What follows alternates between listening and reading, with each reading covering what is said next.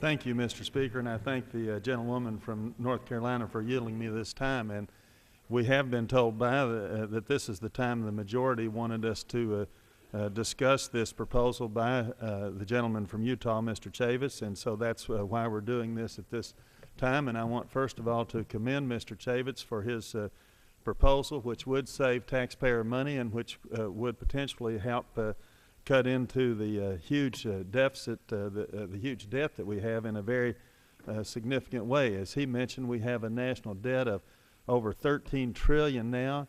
The Congress recently voted to raise the debt limit to $14.3 trillion. That's an incomprehensible figure, but what it means is that in a few short years, we're not going to be able to pay all of our Social Security, veterans pensions, and civil service pensions, and all the things that we promised our own people with money that will buy anything. The Congress in those years will not politically be able to come in and cut the benefits, but they'll just print more money. And then people will find that their pensions that they were counting on will buy a third or a half of what they expected. This is an issue that I've been interested in for quite some time when I found out as far back as 1999 that the Bureau of Land Management had identified 3 million acres that they did not want because it was difficult to manage, inaccessible, unnecessary, and expensive. And so I introduced legislation in both the 106th and 107th Congresses to dispose of some of this property to gain some money for the federal government. The federal government today owns approximately 30% of the land in this country. State and local governments own another and quasi-governmental agencies own or control another 20%. So in other words, you have half the land in some type of public ownership. Yet we keep taking more and more, a few million more acres each year off of the tax rolls. At the same time that the schools and the police and everybody's coming to us wanting more money, we keep decreasing the tax rolls. It sounds great for a politician to create a park, but we've created so many parks now at the federal, state, and local level that we can't even begin to get the use out of them to justify these parks unless our people somehow find a way to go on permanent vacations.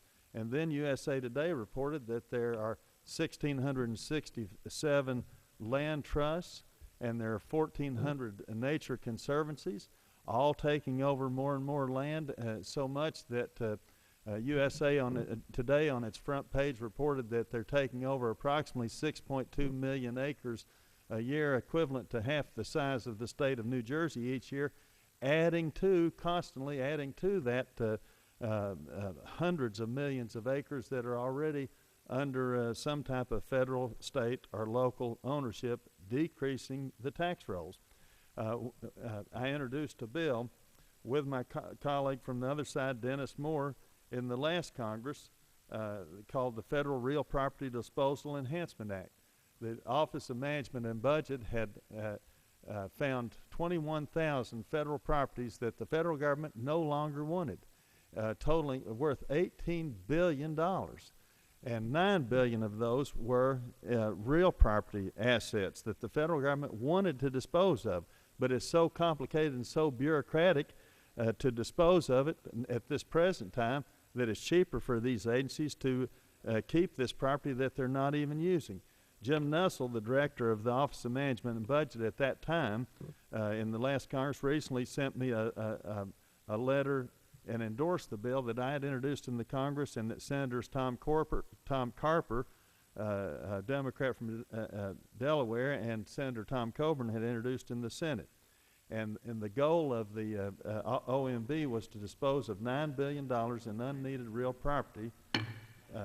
Can I have some additional time? Absolutely. Gentlemen, I yield another 30 seconds. Gentleman is recognized for additional 30 seconds.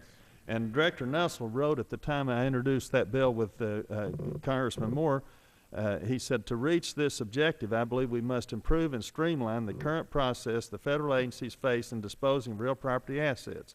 Therefore, I applaud your introduction of H.R. 3049, which would establish a 5-year pilot program for expediting the disposal of properties no longer needed by the federal government. We've got to wake up, Mr. Speaker, and realize that private property is a foundation of our freedom and our prosperity. Yet we're slowly doing away with it in this country, and we need to reverse this trend, and this action by Mr. Chavis will help start that process and save taxpayer money.